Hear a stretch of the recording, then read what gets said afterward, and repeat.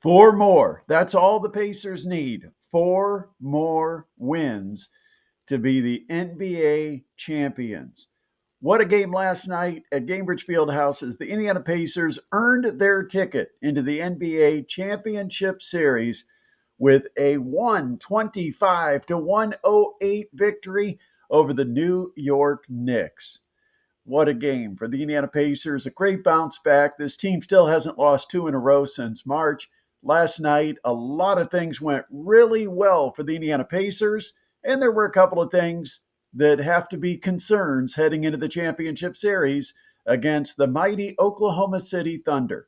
We'll talk about it all on this brief edition of the Sports Rush with Brett Rump. Good morning, good afternoon, good evening, whenever you're listening or watching this particular video. Certainly appreciate you. And if you appreciate us, please do your part and subscribe, like, comment, or be sure to share this channel so we can continue to grow and continue to develop where we have a new medium.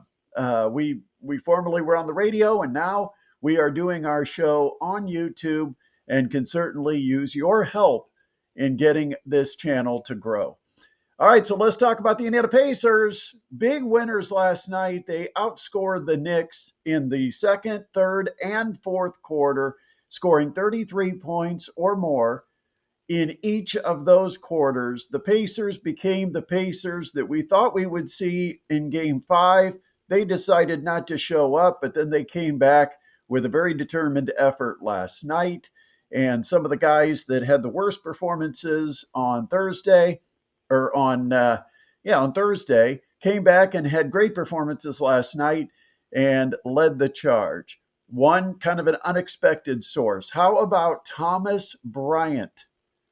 On a night when Miles Turner was completely useless, dominated on the glass, he couldn't handle Mitchell Robinson. It was almost embarrassing what he was trying to do from a rebounding perspective. I mean, a number of times he had Robinson pinned away from the basket and decided to turn and face, which meant that Robinson just went over the top of Turner and grabbed the rebound, or he allowed Robinson to basically just body into him and wiggle into position to get an offensive rebound.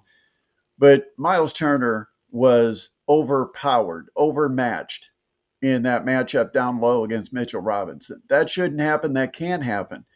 I mean, the Pacers don't have a lot of bigs out there where you can have your main big become nothing more than a 6'11 guard trying to match up against the other team's post player, because that's what the Pacers ended up with. And that's no knock against guards, but it is a knock against Miles Turner, because he's got to be better than what we saw last night. He's got to be more of a man when it comes to rebounds. You cannot get pushed out of position. You can, and it's not an illegal push. It's just body on body, and one body gives and the other body gains. And in this case, Mitchell Robinson was the one that was gaining against Miles Turner, and he just did not have it. And so Miles Turner ends up in foul trouble. He ends up with just 11 points, but all five of the Pacers starters did manage to get into double figures. 11 from Turner, just 10 from Nesmith. Wasn't his best night. Early foul trouble kind of limited Aaron Nesmith. 14 from Nembhard, and that's a huge 14 points because he has been absolutely dry as salt in the recent games. And last night he was 6 for 12 from the field, 2 of 5 from long distance, hit a huge three there in the fourth quarter. And Andrew Nembhard came through and delivered when he's been struggling. And so it was good to see. Maybe that will give him a little bit of confidence going into the championship series. But it was once again Pascal Siakam, who I thought was a surprise pick for the MVP. I know Siakam put up great numbers in this series, but come on.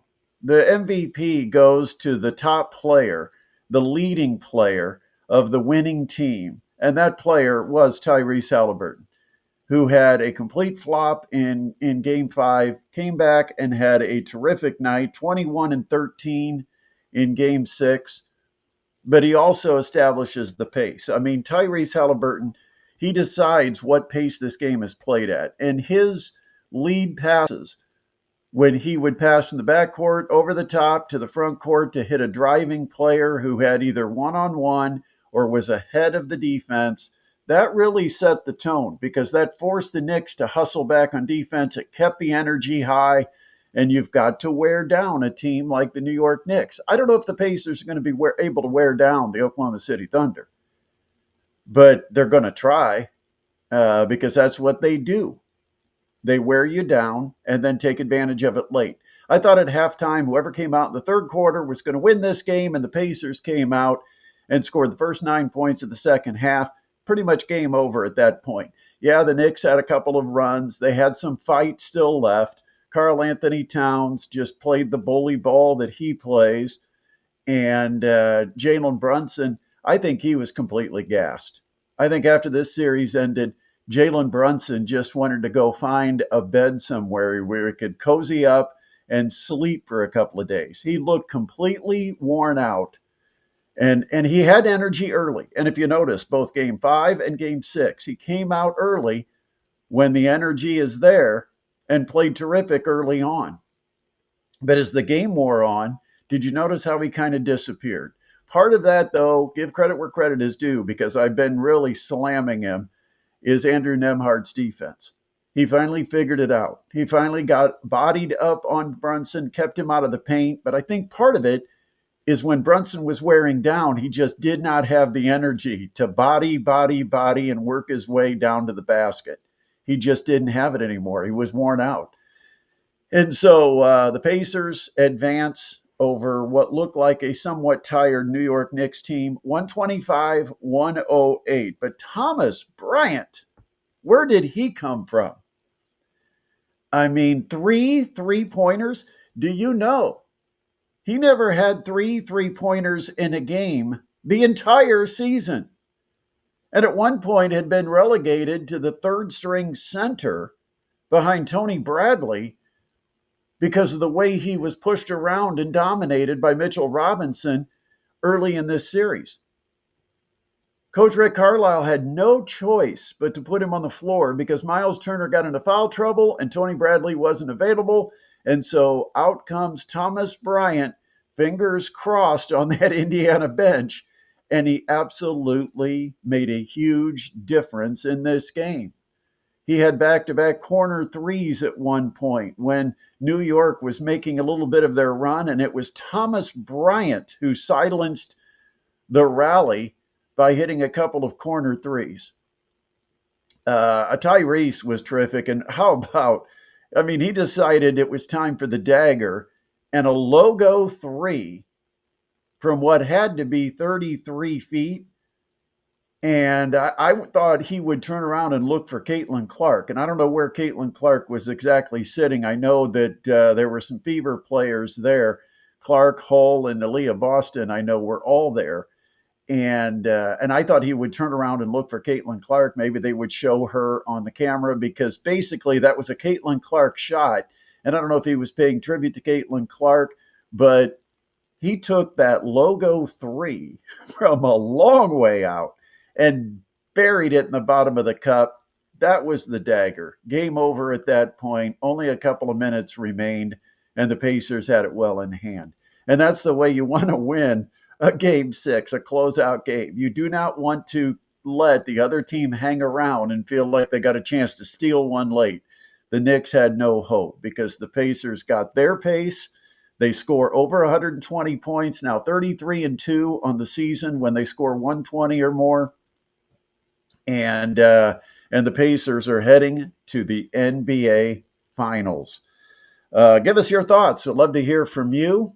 And you can always comment on our videos. You can always like, share, and be sure before you leave, you subscribe. Appreciate you. Have a terrific rest of your weekend, and be looking every Saturday for a brand new edition of the Sports Rush Live right here on this channel. Have a great weekend, everyone. Appreciate you.